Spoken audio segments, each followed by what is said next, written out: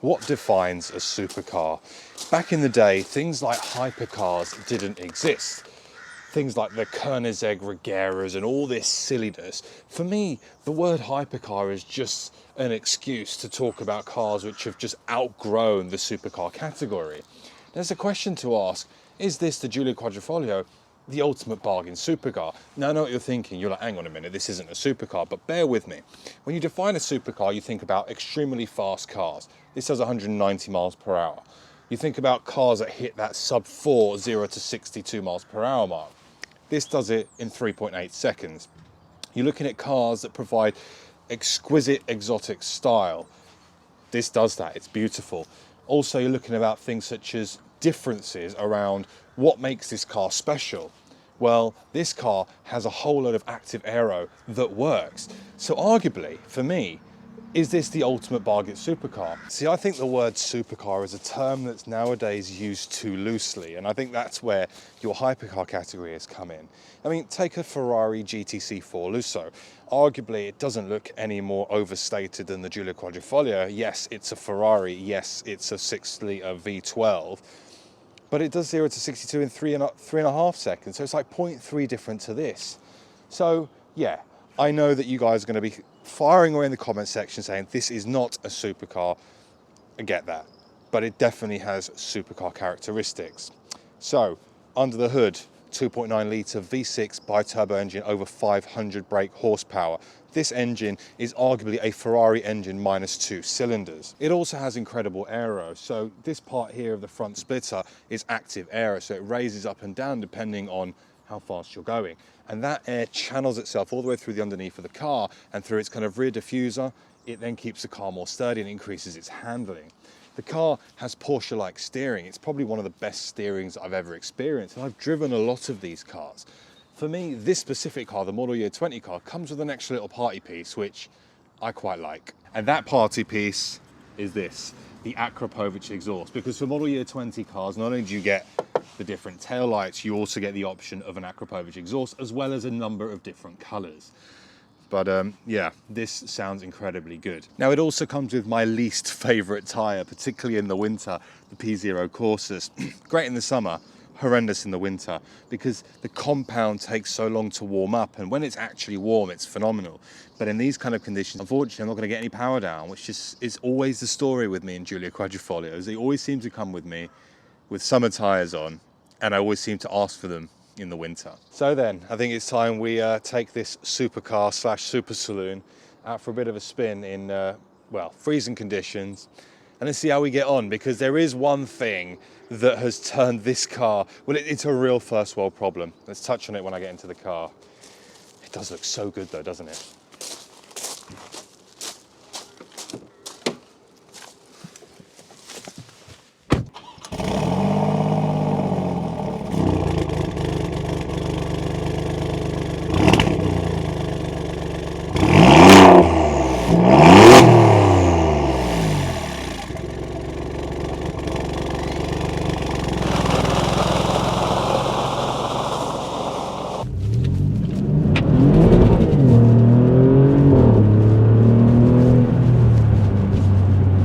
Now, the sun is deceiving, unfortunately. It's treacherous out here.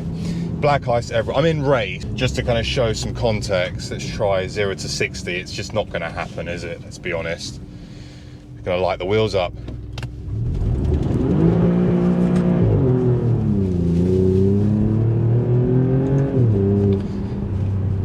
Yeah, it's not happening. It just isn't happening whatsoever. I mean,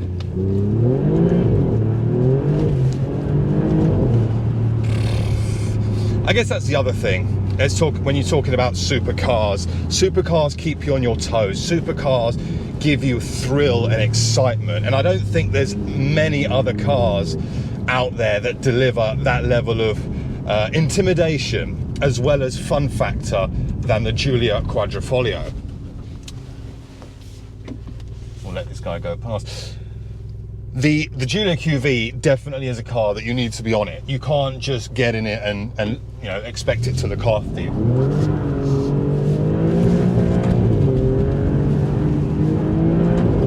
literally lighting the wheels all the way up there. Silly, absolutely silly.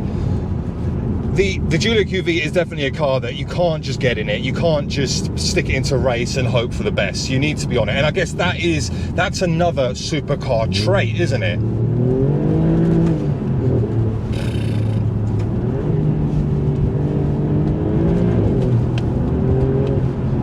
Oh my word.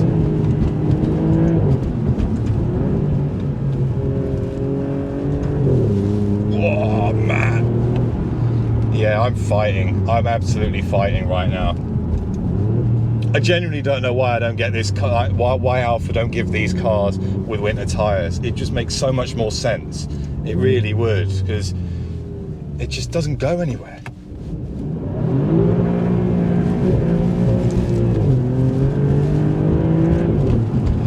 That's probably as best as we're going to get. Although, to be fair, I'm probably getting the heat into the Corsa, so we might get a bit more performance out of them shortly. But the other thing, handling. This thing handles incredibly well.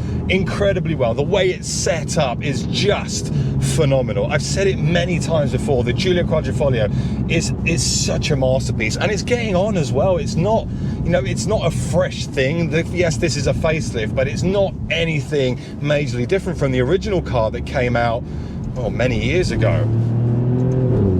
The sound that we get from that 2.9 litre V6 in race mode is majestic. Those gear shifts from the 8-speed ZF box just sound delicious. They don't sound as good, if I'm honest with you. You don't get as many cracks. You don't get as many cracks out of the exhaust that you did in the model year 18 car, and I guess that's emissions based. But the Acropovich exhaust does have a bit more of a deeper tone to it, and I do like that. I do like that a lot. The other thing, and this is my first world problem, is unfortunately I have been graced with the opportunity to drive the Giulia GTAM. That for me is a full-on supercar. You know, the fact that it's all completely stripped out and it's got that more aggressive aero, you've got a bit more punch, that for me is definitely a supercar. Now, you can argue as much as you like, you can tell me in the comments below that I'm completely wrong, but that's where I stand with this car, because that thing is just a menace. And does that then make the Giulia Quadrifoglio a little bit more tame? Not really. It makes it more tame in terms of its initial looks, because once you've seen a GTAM, you look at this and there's an argument to say the Giulia Quadrifoglio, you know, looks normal, and it doesn't. It's not a normal car, but it does look normal in comparison to the GTAM. Right, this tarmac looks a little better. Let's give it a go. Probably not going to work, but we'll try.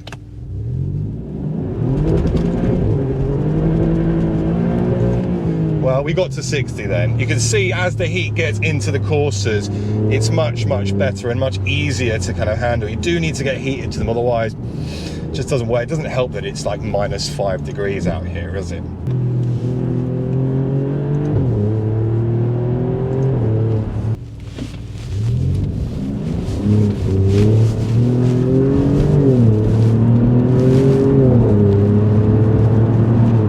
I guess the other part with the Giulia Quadrifoglio has always been, you know, the interior, the infotainment and all that. I'll tell you what, slap it into race mode, it makes zero difference, because you just don't have the concentration all the time to even look at everything else other than fight for your life with just trying to keep the car on the straight and narrow, because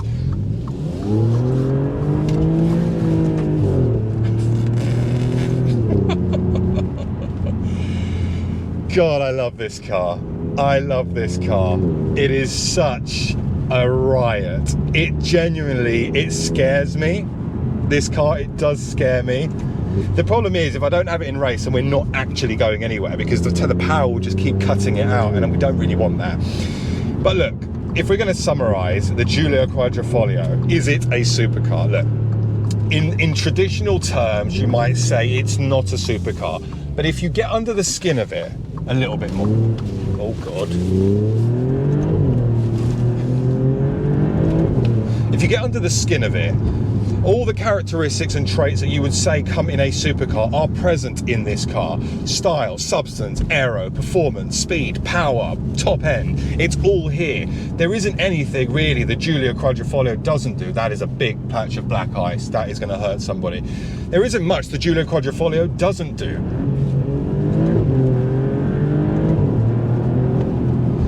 and it sounds really good as well. It's got that like that deep grumble. I do like that. I've always liked the sound of the QV. So, do we think it's a supercar or not? I'm going to go out and say that it's a super saloon. There isn't much out there for me that beats this in terms of the overall package. Yes, I know everyone will say M3 X-Drive, probably, but it doesn't give you that on your toes feeling like the Quadrifoglio does, because it's a Jekyll and Hyde car. You need to be on your A game to drive it, and if you're not, you'll end up over there. So guys, I hope you've enjoyed this quick little video on the Giulia Quadrifoglio. If you did, please smash the like button. Comments are always welcome, and I will see you all very soon on the next video. We'll give it one more acceleration just for fun. Have we warmed the tyres enough?